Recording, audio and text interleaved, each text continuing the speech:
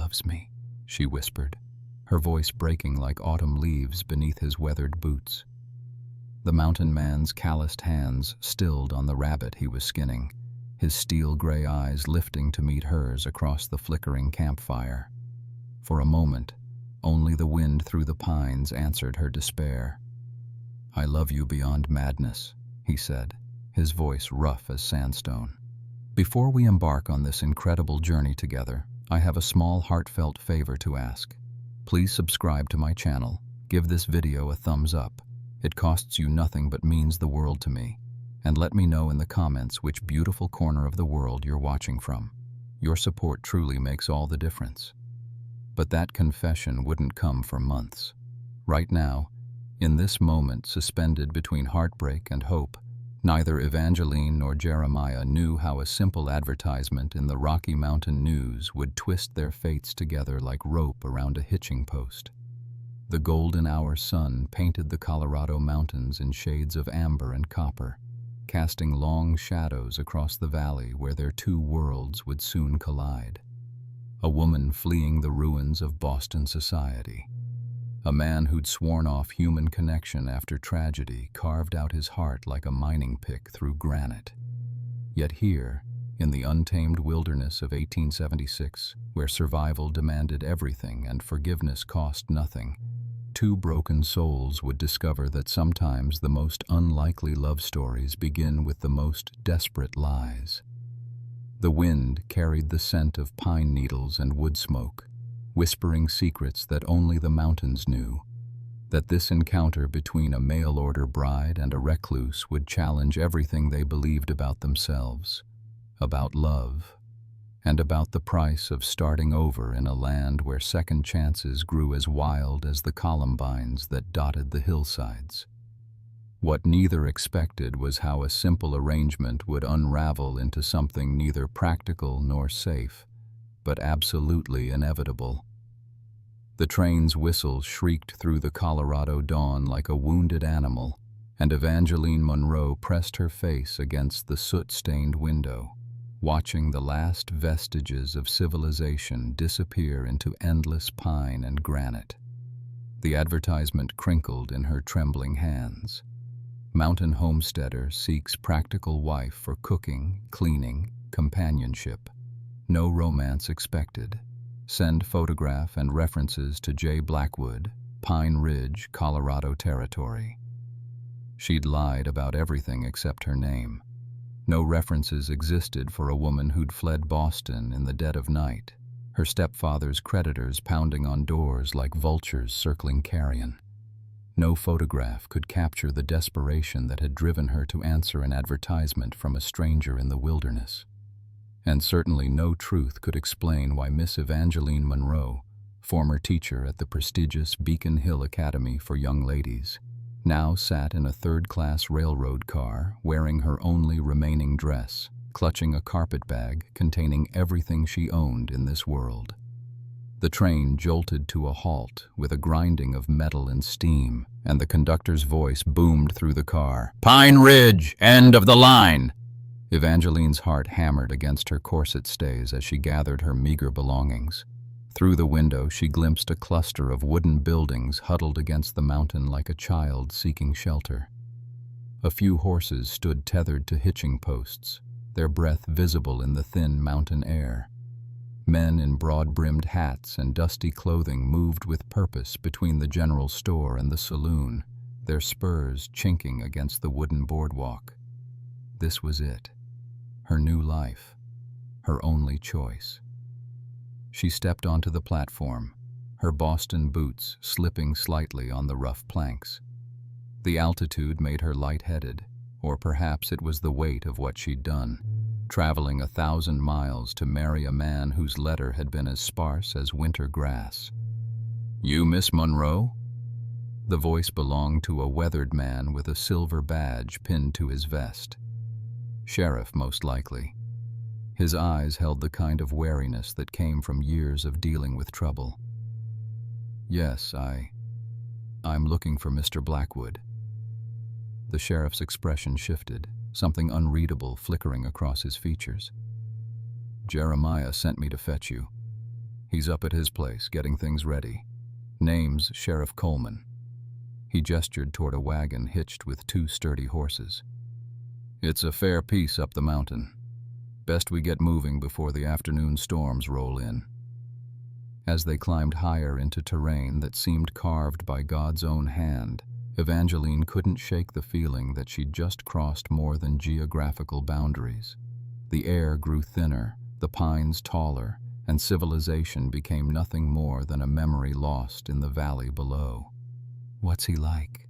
she finally asked, breaking the silence that had stretched between them for miles. Sheriff Coleman was quiet for so long she thought he hadn't heard. Then, "Jeremiah's a good man. Keeps to himself mostly. Lost his wife and boy in the fever 3 winters back." The words hit her like a physical blow. A widower. The advertisement had mentioned nothing about a dead wife, a lost child. She was walking into a house still haunted by ghosts. When they finally crested the ridge and the cabin came into view, Evangeline's breath caught in her throat. But what she saw there would change everything she thought she knew about survival, about love, and about the kind of man who could live alone in the wilderness without losing his soul entirely. The cabin perched on the mountainside like an eagle's nest, built of massive logs chinked with clay and moss, smoke rising steady from a stone chimney that spoke of skilled hands and careful planning. And there, splitting wood with methodical precision, stood the man who'd agreed to marry a stranger. Jeremiah Blackwood was nothing like the broken-down prospector Evangeline had imagined. His shoulders filled out a flannel shirt that had seen better days, and each swing of the axe revealed muscles earned through honest labor rather than idle hours in gentlemen's clubs. Dark hair curled slightly at his collar, and when he looked up at the approaching wagon, she caught a glimpse of eyes the color of storm clouds. He was beautiful in the way mountains were beautiful, harsh and unforgiving, but possessing a raw majesty that made civilized things seem pale by comparison. "Jeremiah," Sheriff Coleman called, pulling the wagon to a halt near a well-constructed barn. "Brought your bride." The word bride hung in the thin air like gun smoke. Jeremiah set down the axe and approached the wagon, his movements controlled and deliberate. When he reached up to help her down, his hands were warm despite the cold mountain air, and Evangeline caught the scent of pine sap and wood smoke that clung to his clothes. "Miss Monroe?" His voice was deeper than she'd expected, roughened by years of mountain solitude. "Welcome to Blackwood Ridge."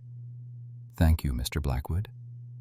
She attempted a curtsy, which felt ridiculous in this setting, but her Boston upbringing demanded some acknowledgement of propriety. "I appreciate your arrangement." Something flickered in his expression, amusement perhaps, or pity. "Coleman, much obliged for the ride up. You'll stay for supper?" "Can't. Storm's coming, and Martha's expecting me." The sheriff tipped his hat to Evangeline. "Ma'am, you need anything, you send word. Jeremiah knows how to find me." As the wagon wheels disappeared down the mountain trail, Evangeline found herself alone with her new husband. The silence stretched between them like a chasm, filled only by the whisper of wind through pine boughs and the distant cry of a hawk circling overhead. "Your letter mentioned practical arrangements," she said, forcing steadiness into her voice. "Perhaps we should discuss the particulars." Jeremiah studied her with those storm-colored eyes, taking in her travel-worn dress, her carefully pinned hair now escaping its Boston perfection, the way she held herself like she was trying to take up as little space as possible. "You hungry?" The question surprised her. Yes, actually." "Come on then. We'll talk inside." The cabin's interior revealed more skilled craftsmanship, a stone fireplace large enough to heat the entire space, furniture built to last generations, windows positioned to capture the maximum light. But it was the small details that made Evangeline's chest tighten. A woman's shawl still draped over a chair, child-sized boots sitting by the door, a family Bible open on a table as if someone had just stopped reading. "I should have put those away," Jeremiah said quietly, following her gaze. "Been meaning to. Just never seemed to find the time. Please don't. Not on my account." The words came out softer than she'd intended. "They were part of your life. I wouldn't presume to erase that." He looked at her sharply, as if her response had surprised him. "Most women would want a fresh start." "I'm not most women, Mr. Blackwood." "No," he said slowly. "I don't believe you are." He moved to the stove, checking the contents of a pot that smelled like heaven after days of train food. "Stew's about ready. You can wash up at the basin there." As Evangeline cleaned the travel dust from her hands and face, she caught glimpses of Jeremiah moving around the kitchen with quiet efficiency. This was a man accustomed to caring for himself, to living without requiring anything from anyone, which made her wonder why he'd sent for a wife at all. "Mr. Blackwood," she began as they sat down to bowls of venison stew that tasted better than anything she'd eaten in months. "Your advertisement mentioned no romance expected. I want to be clear about what that means." His spoon stilled halfway to his mouth. "Means exactly what it says. You'll have your own room, your own space. I need help with the practical things: cooking, cleaning, tending the garden come spring. In return, you'll have shelter, protection, and your needs provided for. Nothing more complicated than that. And if either of us finds the arrangement unsuitable, then we'll discuss it like rational adults." He met her eyes directly. "I'm not in the habit of holding women against their will, Miss Monroe." The formal use of her maiden name felt strange, but she supposed it would take time to adjust to being Mrs. Blackwood, if she even wanted to be Mrs. Blackwood. Outside, the first snowflakes began to fall, and Evangeline realized she'd just committed herself to spending the winter in the wilderness with a man who might be kind, might be honorable, but was definitely hiding something behind those storm-colored eyes. The marriage ceremony took place 3 days later in Sheriff Coleman's office, witnessed by his wife Martha and the town preacher, a grizzled man named Reverend Pike, who smelled of tobacco and rain. "Do you, Jeremiah Blackwood, take this woman to be your lawfully wedded wife?" The Reverend's voice echoed off the wooden walls like a judgment. "I do." Jeremiah's voice was steady, but Evangeline noticed how his hands remained clenched at his sides, as if he were bracing for a blow.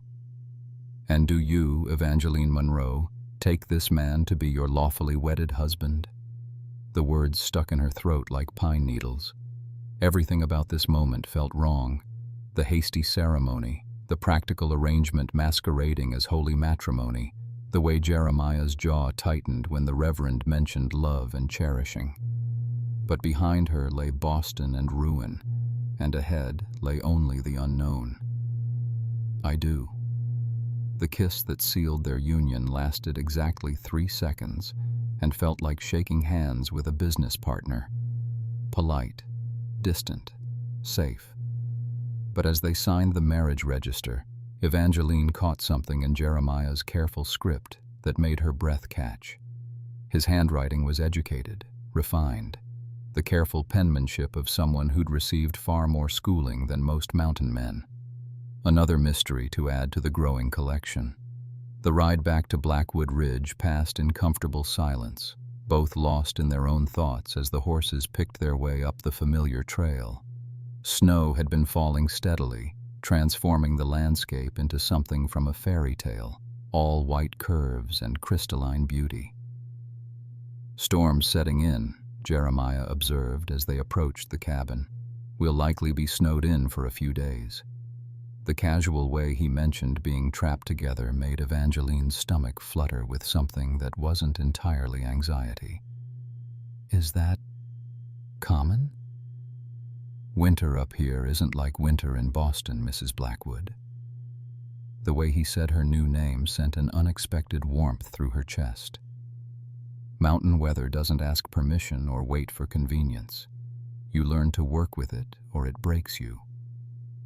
As if to emphasize his point, the wind picked up, sending snow swirling around the cabin like dancing spirits. By the time they'd unhitched the horses and secured them in the barn, visibility had dropped to mere yards.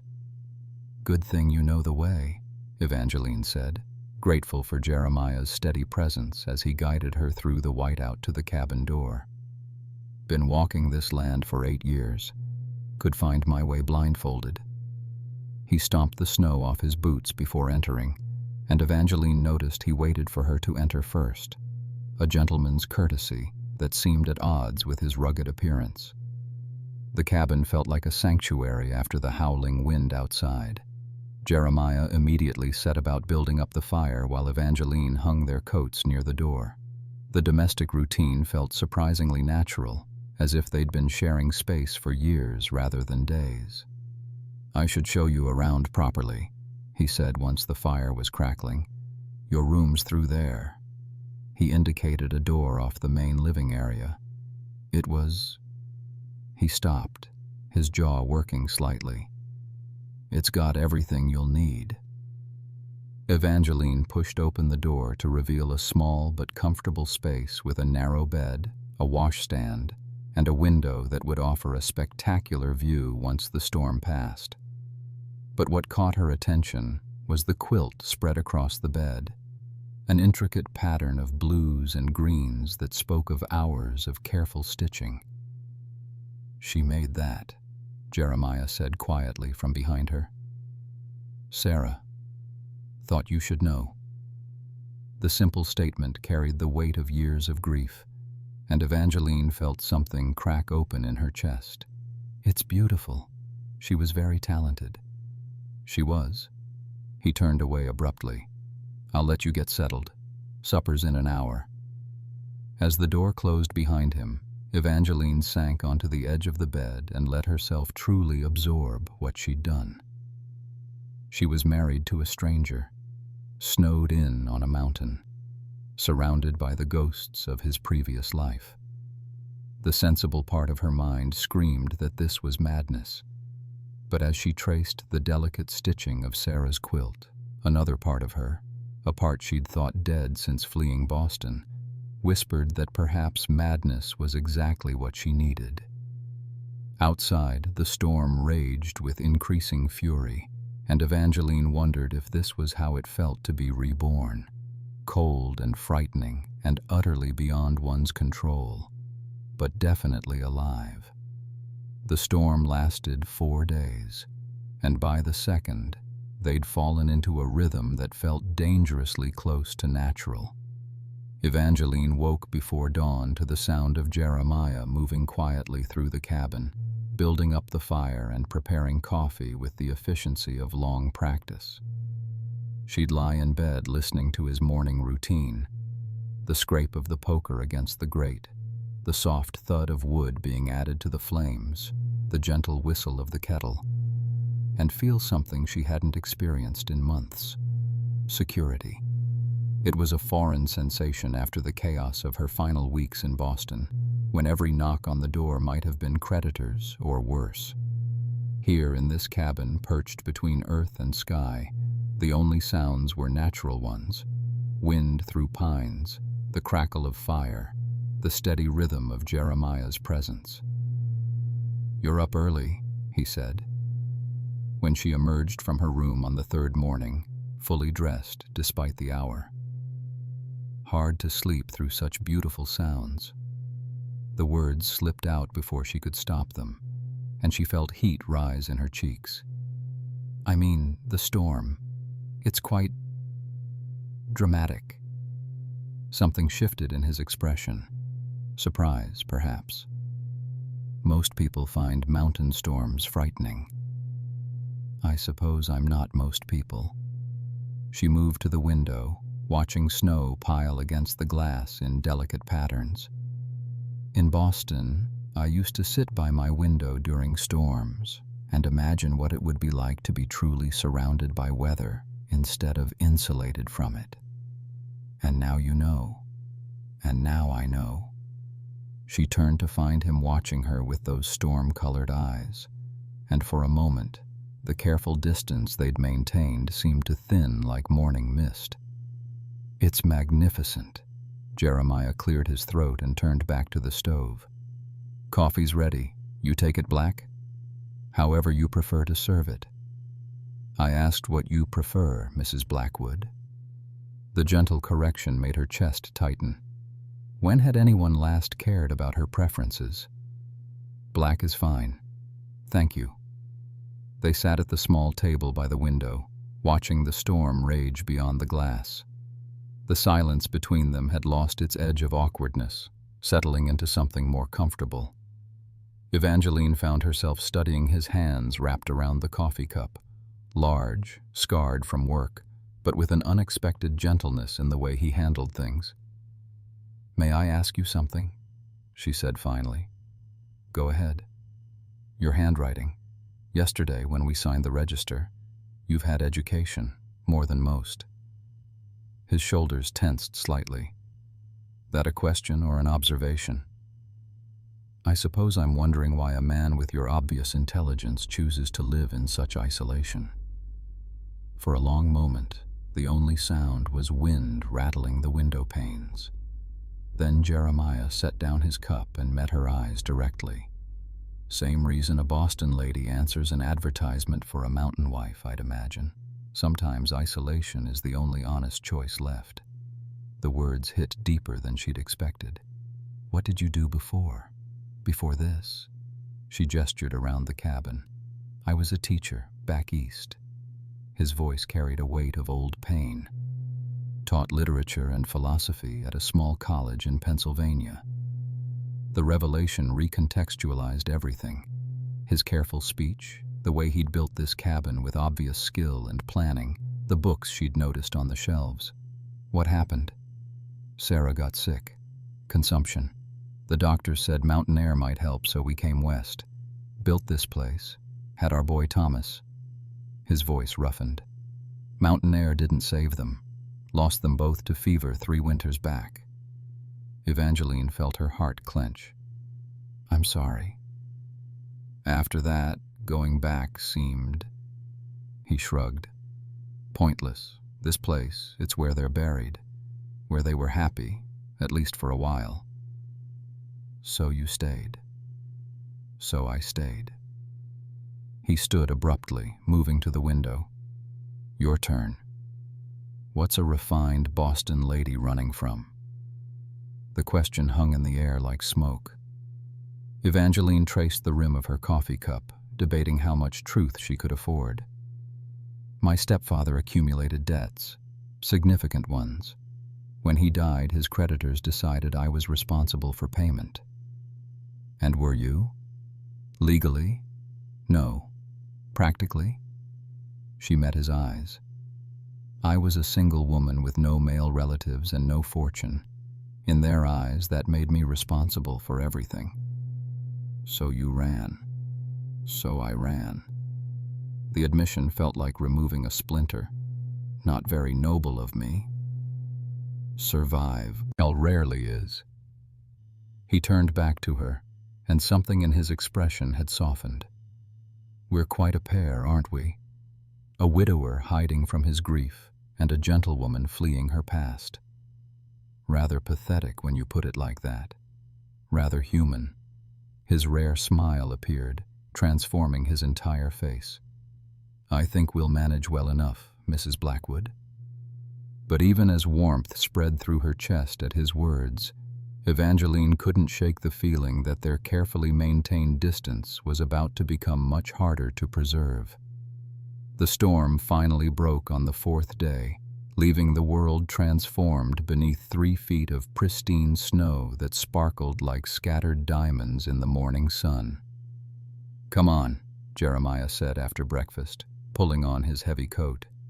"Time you learned the real work of mountain living." Evangeline followed him outside. gasping as the cold air hit her lungs like a physical blow. The altitude still affected her, but less now than when she'd first arrived. Already, her body was adapting to this harsh, new environment. "First lesson," Jeremiah said, handing her a pair of wooden contraptions that looked like strange paddles. "Snowshoes. Without them, you'll sink to your waist trying to reach the barn." He showed her how to strap them on, his hands briefly covering hers as he demonstrated the proper technique. The contact lasted only seconds, but Evangeline felt the warmth of his touch long after he'd stepped away.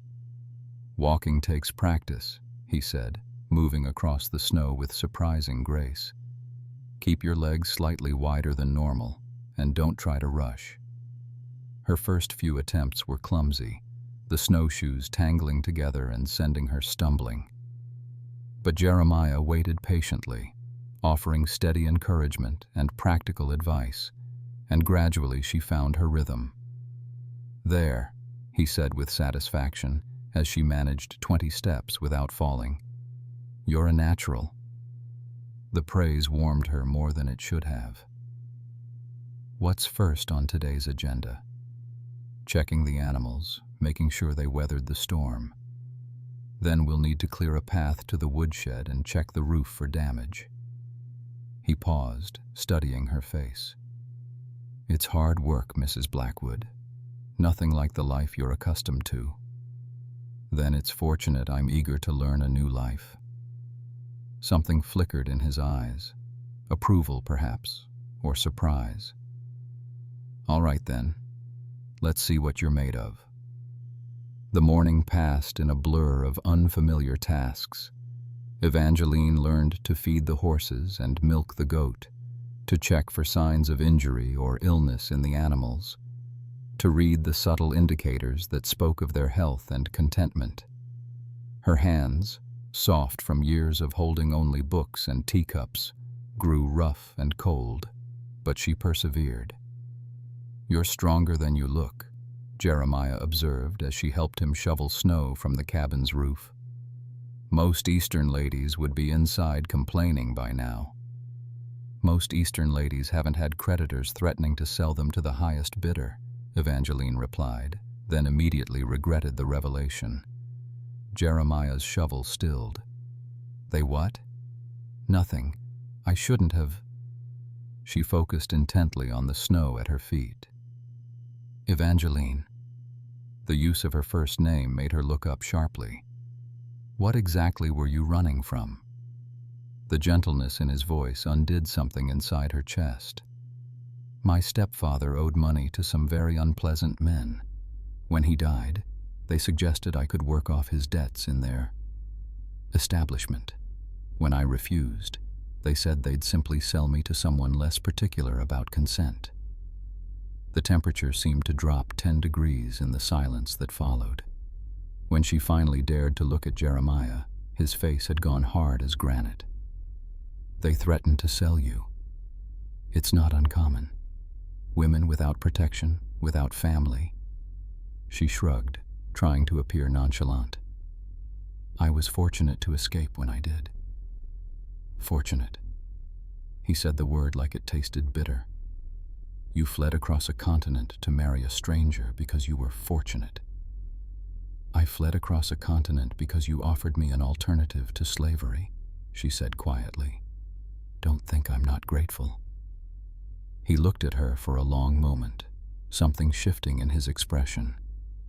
No woman should have to be grateful for basic human decency. "No, they shouldn't. But the world isn't always decent, is it?" "No," he said softly. "It's not." They worked in companionable silence after that, but Evangeline was aware of a change in the atmosphere between them. The revelation had shifted something, though she couldn't quite identify what. As the sun reached its peak, they broke for lunch. Thick soup and fresh bread that Jeremiah had somehow managed to bake despite the storm. Evangeline found herself relaxing into the simple pleasure of warm food and honest exhaustion. "This afternoon I'll teach you to shoot," Jeremiah said casually, as if he were discussing the weather. Evangeline nearly choked on her soup. "I beg your pardon?" "You need to know how to handle a rifle. Mountain living means being prepared for anything. Wild animals, bad weather, worse men." His eyes met hers meaningfully. "Especially after what you've told me about your past. I don't think I could actually shoot anyone. Let's hope you never have to find out. But knowing how might be the difference between surviving and not." He stood, moving to a cabinet she hadn't noticed before. When he opened it, she saw several rifles arranged with military precision. "Besides, you might surprise yourself with what you're capable of." As he selected a rifle and began checking its action, Evangeline wondered if he was right. Perhaps she would surprise herself.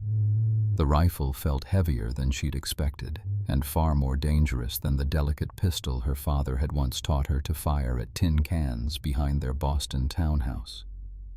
"It's not going to bite you," Jeremiah said with amusement, watching her hold the weapon like it might explode. "But it does demand respect." They stood in a clearing behind the cabin where he'd set up targets against a natural backstop of granite cliff. The afternoon sun cast everything in shades of gold and amber, making even this lesson in potential violence seem almost peaceful. "First rule," he said, moving to stand behind her. "Never point it at anything you don't intend to destroy. Second rule, always assume it's loaded, even when you know it's not."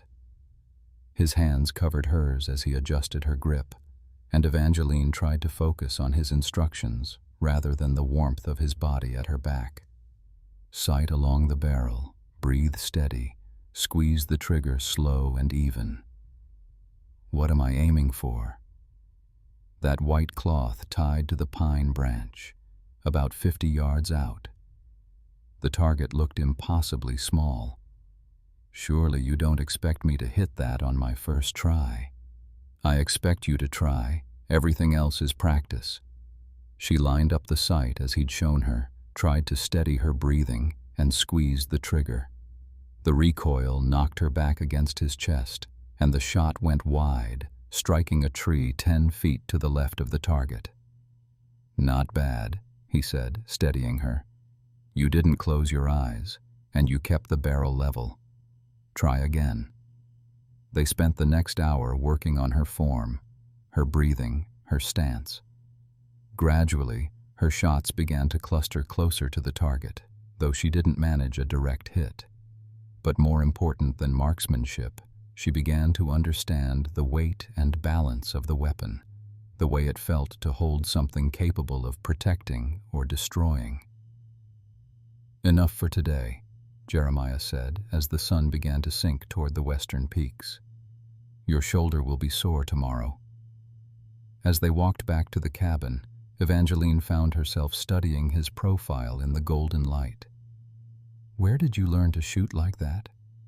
"War," he said simply. "Pennsylvania 3rd Infantry. Served 3 years before Sarah convinced me I'd done my duty." Another piece of the puzzle that was Jeremiah Blackwood, scholar turned soldier turned mountain hermit. "You must have seen terrible things." "Enough." His voice carried a finality that discouraged further questions. "War teaches you what's worth fighting for and what's worth dying for. Everything else is just noise." That evening, as they sat by the fire after supper, Evangeline found herself watching him read by lamplight. He'd changed from his work clothes into clean trousers and a soft cotton shirt that made him look less like a mountain man and more like the professor he'd once been. "What are you reading?" she asked. He held up the book, a volume of Tennyson's poetry, well-worn and obviously treasured. Sarah's favorite. She used to read aloud in the evenings. "Would you—" She hesitated, then forged ahead. "Would you read to me? I mean, if it wouldn't be too painful." He studied her face for a long moment. "You sure you want to hear it?" "I'd be honored." His voice was different when he read, softer, more cultured, the mountain roughness smoothed away to reveal the educated man beneath. He chose the Lady of Shalott. And as the familiar words washed over her, Evangeline found herself transported from this rough cabin to a world of knights and towers and doomed love. She left the web, she left the loom. She made 3 paces through the room, he read, his voice growing quieter as the poem neared its tragic end. She saw the water lily bloom. She saw the helmet and the plume. She looked down to Camelot. When he finished, the silence stretched between them like something tangible. The fire crackled, the wind whispered through the eaves, and somewhere outside an owl called to its mate. "Sarah chose well," Evangeline said softly. Tennyson understood the power of impossible choices. "Is that what you think the Lady of Shalott faced? An impossible choice?" "I think she faced the choice between safety and truth, between existing and living." Evangeline met his eyes across the small space. "I think she chose to live, even knowing it would destroy her." Something shifted in Jeremiah's expression, something deeper than surprise. "And you think that was the right choice?" "I think it was the only choice worth making." He closed the book carefully, his hands gentle on the worn cover. "Sarah would have liked you," he said quietly. She had no patience for people who chose safety over truth. The words created a warmth in Evangeline's chest that had nothing to do with the fire, but they also highlighted the impossible situation she found herself in, developing feelings for a man still so deeply in love with his dead wife that he saw her everywhere. "I should retire," she said, standing abruptly. "Tomorrow will be another day of learning." "Evangeline." Her name stopped her at the bedroom door. When she turned, he was watching her with an expression she couldn't quite read. "Thank you for listening, for understanding. Thank you for sharing it with me." But as she closed the door between them, Evangeline wondered if understanding was becoming its own kind of curse. The next morning brought unexpected visitors, the sound of approaching horses that sent Jeremiah to the window with an alertness that spoke of old instincts. "3 riders," he said, his voice taking on the hard edge she'd heard only once before. "Stay inside until I know what they want." But Evangeline could see his tension in the set of his shoulders, the way his hand moved instinctively toward the rifle by the door. Whatever these visitors represented, it wasn't good news. She watched through the window as 3 men in expensive clothes dismounted near the barn. Even from a distance, something about them made her skin crawl, perhaps the way they moved with predatory confidence, or how they studied the cabin like wolves evaluating prey. The leader was a tall man with silver hair and the kind of face that might have been handsome if not for the cold calculation in his eyes. He approached the porch with the swagger of someone accustomed to getting his way. "You Jeremiah Blackwood?"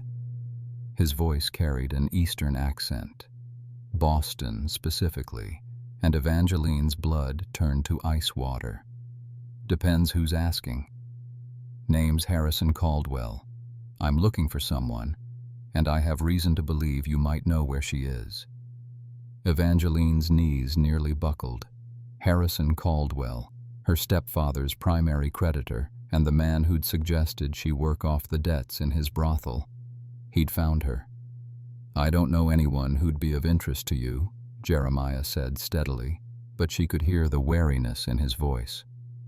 "Pretty little thing, dark hair, refined manners, calls herself Evangeline Monroe, though that might not be the name she's using now." Caldwell's smile was the cold expression of a shark. "She stole something from me and I've come to collect. Don't know anyone by that name." "Now that's interesting, because the postmaster in Denver has records of mail sent to this address from a Miss E. Monroe in Boston. Amazing what information becomes available when you ask the right questions with the right incentives." Evangeline felt the trap closing around her. She'd written exactly one letter before leaving Boston, to confirm her acceptance of Jeremiah's proposal. Somehow, Caldwell had traced it. Letter could have been from anyone. Monroe's a common enough name. Could be, Caldwell agreed pleasantly. Mind if we take a look around, just to satisfy my curiosity? Matter of fact, I do mind. This is private property. The temperature seemed to drop 10 degrees as Caldwell's pleasant expression vanished. Mr. Blackwood, I don't think you understand the situation. The woman I'm looking for cost me a considerable amount of money. I've invested significant resources in tracking her down, and I don't intend to leave empty-handed. And I don't intend to let strangers search my home based on their word. Jeremiah's voice carried the kind of quiet authority that made smart men reconsider their options. So, unless you've got legal papers giving you that right, I suggest you head back down the mountain. Caldwell studied him for a long moment, clearly reassessing the situation. Whatever he saw in Jeremiah's stance made him step back slightly. Legal papers can be arranged, Mr. Blackwood. This territory has laws about harboring fugitives and stolen property. Reckon it also has laws about men threatening other men on their own land. The standoff stretched like a wire under tension. Evangeline pressed herself against the wall beside the window, hardly daring to breathe. Everything she'd built here, the fragile peace, the growing connection with Jeremiah, the first security she'd known in months, hung in the balance. "We'll be back," Caldwell said finally, "with proper authority, and when we return, I expect full cooperation. You'll get exactly what the law requires, and not one thing more." The men remounted and rode away, but not before Caldwell turned in his saddle for one last look at the cabin. Even from her hiding spot, Evangeline could feel the weight of his calculating gaze. Jeremiah remained on the porch until the riders disappeared down the trail, then came inside and closed the door with deliberate care. "How much trouble are you in?" he asked without preamble. Evangeline sank into a chair, her legs suddenly unable to support her. "More than I told you. Harrison Caldwell owns half the politicians in Massachusetts and has connections all over the territories. If he wants legal papers, he'll get them." "What exactly does he claim you stole?" "Money. $20,000 from my stepfather's safe." She met his eyes steadily. "Money I've never seen and couldn't have stolen because I never had access to the safe." "But he doesn't believe that. He doesn't care if it's true. He wants someone to pay the debt, and I'm the only one left." Jeremiah was quiet for a long moment, processing the implications. 20,000 is enough to bring serious charges, federal charges, if he can prove theft across state lines. "I know." The words came out as barely a whisper. "I'm so sorry, Jeremiah.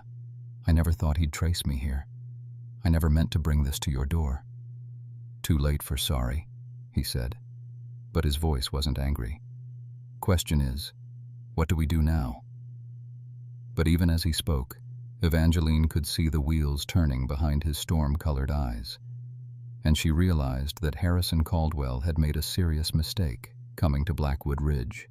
They spent the evening planning like generals preparing for siege, maps spread across the kitchen table alongside rifles and ammunition. "Caldwell's type doesn't make idle threats," Jeremiah said, tracing potential routes up the mountain with his finger. "He'll be back within a week, probably with a federal marshal and whatever trumped-up warrants he can buy." Evangeline studied his profile in the lamplight, seeing the transformation from gentle hermit to something altogether more dangerous. "You don't have to do this. I could leave, slip away before he returns. It would save you considerable trouble." "Where would you go?" "Back east. He'll find you within days. Further west, you'd be alone in territory that makes this mountain look civilized." He met her eyes directly. "Besides, I don't abandon women to men like Caldwell. Not anymore." The last two words carried a weight of old pain, and Evangeline wondered what story lay behind them. What happened before? The not anymore part. Jeremiah's hand stilled on the map. For a moment she thought he wouldn't answer. Then, during the war, our unit was bivouacked outside a small Virginia town. Confederate raiders came through one night, took several women. Command said it wasn't our problem. We had orders to move out. But you didn't accept that. I was young, idealistic, believed in protecting the innocent. His voice carried the bitter edge of old regret. Convinced 6 men to come with me. We tracked the raiders for 3 days. Did you find them? We found them. His jaw tightened. Found the women, too. What was left of them. My idealism got 4 good men killed and achieved exactly nothing. Evangeline felt her heart clench at the pain in his voice. You tried to do the right thing. The right thing got people killed. Sometimes the smart thing is more important than the right thing. And what's the smart thing here? He looked at her for a long moment. The smart thing would be to turn you over to Caldwell and be done with it. The words hit like a physical blow, even though she'd been thinking the same thing. Is that what you plan to do? No. The simple word carried absolute conviction. But not because it's smart. Then why? Because you're my wife, and I protect what's mine. The possessive declaration sent heat racing through her veins, even as the rational part of her mind noted he'd said what's mine rather than whom I love. Still, it was more than she'd dared hope for. What do you need me to do? First, we secure the cabin. Storm shutters on all the windows, clear fields of fire from defensive positions. He indicated points on a rough sketch of the property. If they come back with superior numbers, we need to be able to hold them off long enough for help to arrive. What help? Sheriff Coleman. He's an honest man, and he doesn't like outsiders throwing their weight around in his territory. Jeremiah's smile held a sharp edge, especially outsiders who make threats against his citizens. They worked through the night, implementing defenses that spoke of Jeremiah's military experience. Storm shutters that could be secured from inside. Ammunition stored at strategic locations. Clear lines of retreat if the cabin became untenable. You've done this before, Evangeline observed as I tested the mechanism on a particularly clever shutter design. Different war, same principles. Make the cost of victory higher than the enemy wants to pay. As dawn approached, they took a break, sharing coffee and the kind of exhausted companionship that comes from shared purpose. Evangeline found herself studying his hands as he cleaned his rifle. Competent, careful, lethal when necessary. Jeremiah, she said quietly, if this goes badly, if Caldwell has legal authority, it won't come to that. But if it does, I want you to know that these past weeks, this time with you, it's been the happiest I've been since my father died.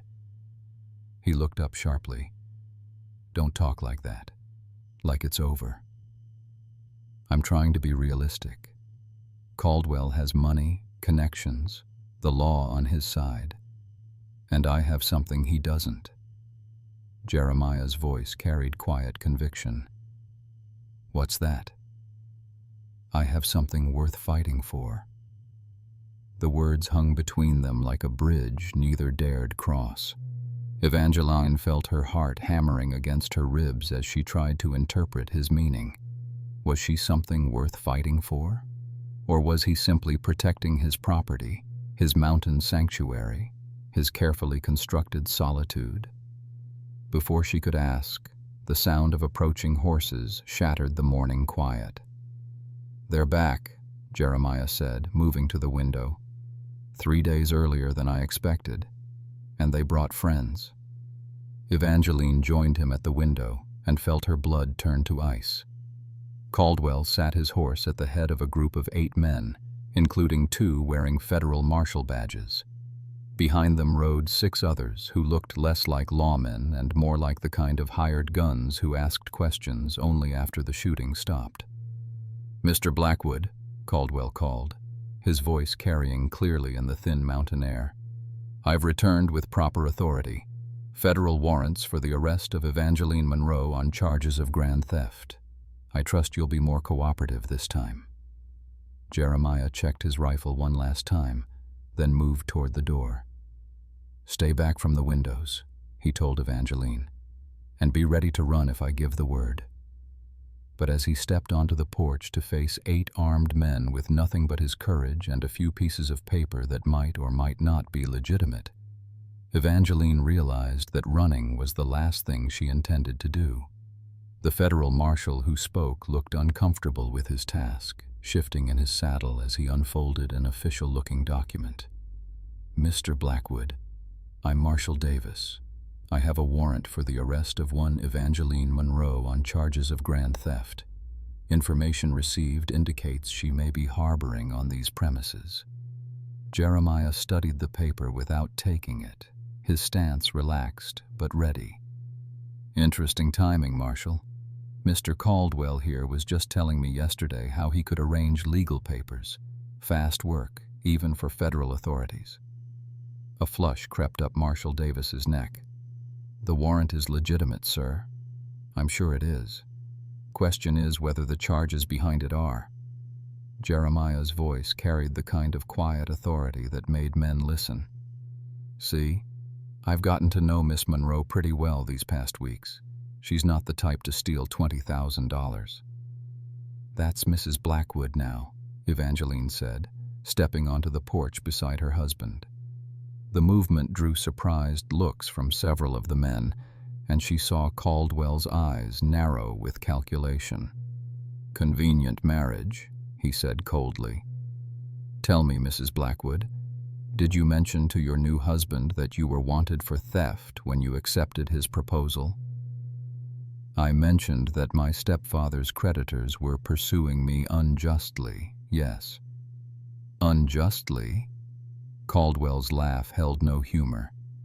"You had access to your stepfather's study, his safe, his business papers. The money disappeared the same week you fled Boston. Simple deduction." "Simple assumption, you mean?" Evangeline felt Jeremiah's presence steady her as she faced down the man who'd destroyed her peace. "I never had the combination to that safe. Never had access to my stepfather's business affairs. You know this perfectly well. What I know is that $20,000 vanished, and you were the only person who could have taken it." "Actually," Jeremiah said quietly, "that's not quite true." All eyes turned to him as he reached inside his vest and withdrew a folded paper. "Seems my wife isn't the only one who's been receiving mail. Got this from a friend back east who makes his living investigating financial irregularities." Marshal Davis frowned. "What kind of irregularities?" "The kind that show Monroe's stepfather had been embezzling from his own business for months before his death. Gambling debts, apparently. Had to pay someone, so he helped himself to company funds." Jeremiah's smile was sharp as a blade. Money that Mr. Caldwell here would have known about, since he was the deceased's business partner. The color drained from Caldwell's face. "That's preposterous." "Is it? Because according to this investigation, the missing $20,000 was stolen all right, just not by my wife." Jeremiah's voice carried across the clearing like judgment. "Makes a man wonder why you'd be so eager to blame her for a theft you committed yourself. You have no proof of these accusations." "Don't I?" Jeremiah held up another paper. "Bank records showing deposits to your personal account that correspond exactly with the dates money went missing from the partnership. Witnesses who saw you meeting with your stepfather outside normal business hours. A gambling hall owner who's willing to testify that you paid off some very large debts the week before Monroe died." Marshal Davis was looking increasingly uncomfortable. "Mr. Caldwell, these are serious allegations. They're fabrications, lies designed to deflect from this woman's guilt." "Then you won't mind accompanying the marshal back to Boston to answer questions," Jeremiah suggested pleasantly.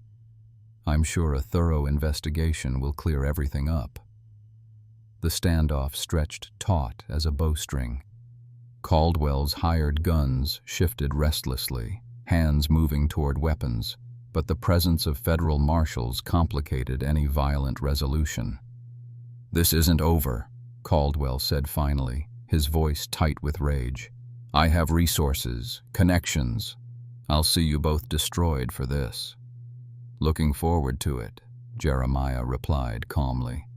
"But next time you come to my mountain, you'd better bring more than trumped-up charges and hired thugs." As the group turned to leave, one of Caldwell's men, a scar-faced gunfighter who'd been silent until now, spoke up. "Pretty woman, Blackwood. Be a shame if something happened to her while you were away from the cabin." The threat hung in the air like gun smoke, and Evangeline saw something shift in Jeremiah's expression, something cold and deadly that reminded her he'd been a soldier before he became a hermit. "That sounds like a threat," he said quietly. "Just an observation about mountain dangers. Accidents happen." "Yes," Jeremiah agreed. "They do." The simple words carried such menace that the gunfighter actually stepped back. Whatever he saw in Jeremiah's storm-colored eyes convinced him that some accidents were more intentional than others. As the riders disappeared down the trail, Evangeline sagged against the porch railing, adrenaline leaving her shaky and weak. "How?" she asked. "How did you manage all that evidence so quickly?" Jeremiah's smile was the first genuinely warm expression she'd seen since the ordeal began. "I didn't. Most of it was educated guesswork based on Caldwell's behavior and what you'd told me about the situation." "You were bluffing?" "Partly, though I did send a telegram asking for information about your stepfather's finances. Sometimes the best defense is a good offense." Evangeline stared at him in amazement. "You risked everything on a bluff." "I risked everything on you being worth the gamble." His voice softened. "And I was right." But even as relief flooded through her, Evangeline couldn't shake the gunfighter's parting threat. The immediate danger might be past, but something told her the real trouble was just beginning. 3 nights later, the cabin burned. Evangeline woke to the smell of smoke and the crackle of flames. Her first confused thought being that Jeremiah had built up the fire against the cold. Then she heard him shouting her name, and realized the orange glow seeping under her door wasn't from the fireplace. "Evangeline, get out now!" She stumbled from bed, grabbing her robe as smoke began to fill the small room. The wooden floor was already warm beneath her bare feet, and somewhere above her head, flames roared like a living thing. The main room was a nightmare of fire and smoke. Jeremiah stood silhouetted against the inferno, throwing their few valuables into a leather satchel. Sarah's Bible, the deed to the property, what little money they had. "The back window," he shouted over the roar. "Roof's already gone on that side." They smashed through the glass and tumbled into the snow beyond, gasping in the frigid air as flames devoured everything they'd built together. The horses screamed from the barn, still alive, thank God, and Jeremiah ran to free them while Evangeline watched their home disappear into the night sky. "The barn's next," he said, leading the terrified animals to safety. Fires spreading too fast to be natural. Even through her shock, Evangeline understood. Caldwell's men. Has to be. They waited until we felt safe, then struck when we'd be most vulnerable. His face was grim in the firelight. Burned us out like we were nothing more than vermin. They stood in the snow, watching years of careful work reduced to ash and ember. Everything Jeremiah had built with Sarah consumed in a matter of minutes. When the roof finally collapsed, ending sparks spiraling into the star-filled sky, Evangeline felt something break inside her chest. "I'm so sorry," she whispered. "This is my fault. All of it." "No." His voice cut through her despair like a blade. "This is Caldwell's fault, and he's going to answer for it." "How?" "He's probably back in Denver by now, with perfect alibis and witnesses to swear he was nowhere near here." "Maybe. But his men aren't." Jeremiah's expression held a coldness she'd never seen before. And men like that always leave tracks. They spent the remainder of the night in the barn, huddled together for warmth as the cabin's ruins smoldered nearby. Evangeline found herself pressed against Jeremiah's side, his arm around her shoulders, sharing body heat and grief in the darkness. "What will you do now?" she asked as dawn painted the eastern sky in shades of rose and gold. "Rebuild. This is my land, my home. I won't be driven off by a coward who hires other men to do his dirty work." "And us? Our arrangement?" He was quiet for so long she thought he hadn't heard. Then, "What do you want, Evangeline? Really want, not what's practical or safe or expected." The question hung between them like a challenge. She could feel his heartbeat against her shoulder, steady and strong, and realized that somewhere between the shooting lessons and poetry readings and shared dangers, everything had changed. "I want to stay," she said quietly. "Not because I have nowhere else to go, but because this is where I belong. With you." His arm tightened around her. "Even after last night? Even knowing what being with me might cost you?" "Especially after last night. You could have saved yourself by turning me over to Caldwell. Instead, you risked everything to protect me." She pulled back to meet his eyes. "No one's ever done that for me before." Something shifted in his expression, the careful walls he'd maintained crumbling like the cabin's burned timbers. "Evangeline, I know you loved Sarah. I know you always will. I'm not asking to replace her or compete with her memory." The words came from somewhere deep inside her, a place she'd kept carefully guarded. "I'm just asking for whatever part of your heart you can spare." For a moment, the only sound was wind through the barn eaves and the distant call of morning birds.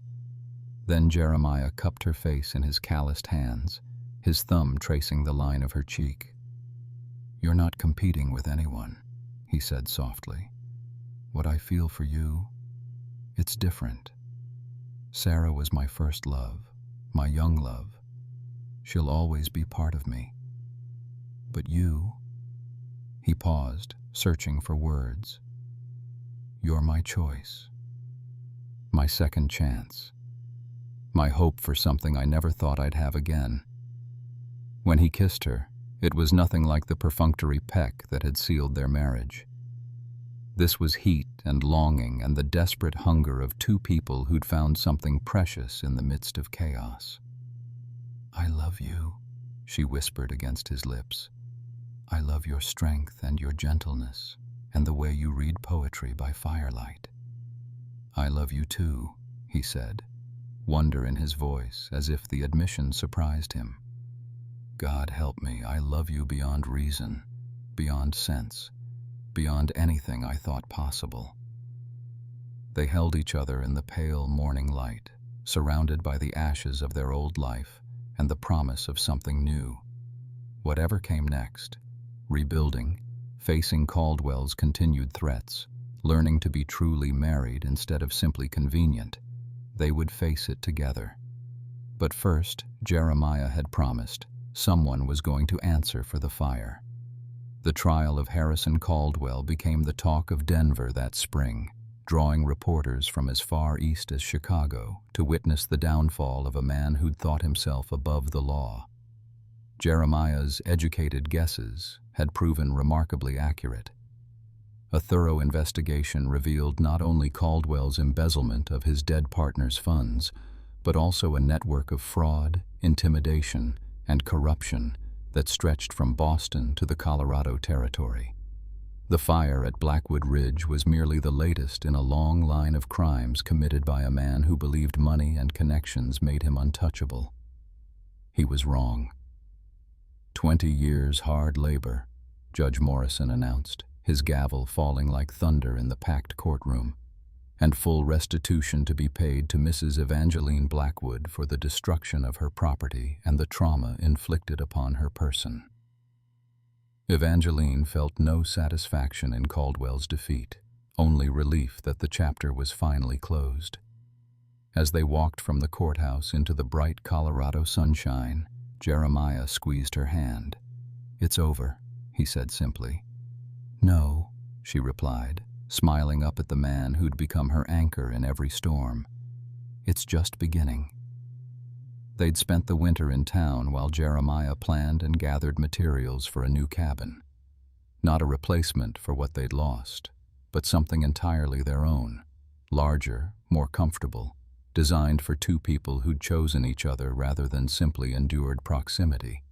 The new cabin rose through the spring and summer, built with the help of neighbors who'd rallied around the couple that had faced down Eastern corruption with mountain courage. Sheriff Coleman contributed labor and lumber. The preacher organized work parties. Even the saloon keeper donated whiskey for the barn-raising celebration. "You've made quite an impression," Evangeline observed one evening as they watched the sun set over their nearly completed home. "We've made an impression," Jeremiah corrected. "The woman who faced down armed men with nothing but truth and courage. The teacher who's already started planning a school for the Valley children. That woman has made this community better." As autumn painted the mountains in shades of gold and crimson, they moved into their new home. The cabin was everything the old one hadn't been. Bright, spacious, filled with windows that captured the mountain light. But more than that, it was theirs in a way the previous home never could have been. "No ghosts here," Jeremiah said on their first night, holding her close as they watched flames dance in the fireplace they had designed together. "Just possibilities," Evangeline agreed. That first winter together, truly together, not as polite strangers sharing space, taught them the rhythm of married life. Quiet mornings over coffee. Shared chores that became opportunities for stolen kisses. Long evenings reading by firelight, sometimes poetry, sometimes letters from the outside world that seemed increasingly distant and irrelevant. When spring arrived with its promise of new growth, it brought something else as well, the whispered hope that their family might soon expand beyond two. "You're certain?" Jeremiah asked, his hand gentle on her still flat belly. "As certain as I can be." "Are you pleased?" His smile was answer enough, but he gave her words anyway. Pleased, terrified, grateful, and completely amazed that life can hold this much happiness. As they stood together on the porch of their mountain home, watching the sun paint the peaks in shades of rose and gold, Evangeline marveled at the journey that had brought her here. A year ago, she'd been a desperate woman fleeing across a continent toward an uncertain future. Now she was a wife, soon to be a mother, part of a community that had embraced her completely. "Do you ever regret it?" she asked. "Answering that advertisement? Taking a chance on a stranger?" Jeremiah considered the question seriously, as he did all things.